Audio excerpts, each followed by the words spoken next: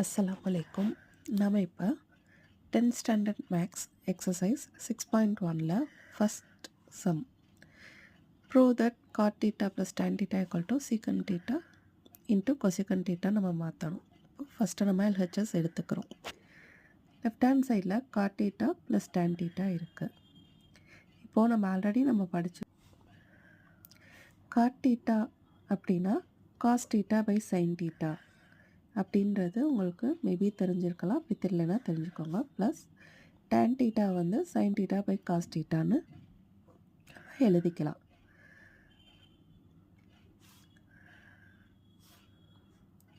உங்களுக்கு பேசிக்ஸ் வேணும்னா கமெண்ட் பண்ணுங்கள், பேசிக்ஸ் சொல்லித்தரேன்.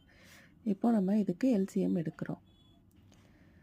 எல்சிஎம் எடுக்கும்போது கீழே உள்ள ரெண்டையும் மல்டிப்ளை பண்ணணும். இப்போ சைன் தீட்டா இன்ட்டு காஸ் தீட்டான்னு ஆயிரும். கிராஸ் மல்டிப்ளை பண்ணோன்னா cos theta into cos theta cos square theta plus sine theta into sine theta sine square theta. Already sine square theta plus cos square theta அப்படின்றதோட value 1ன்றது நம்மளுக்கு தெரியும்.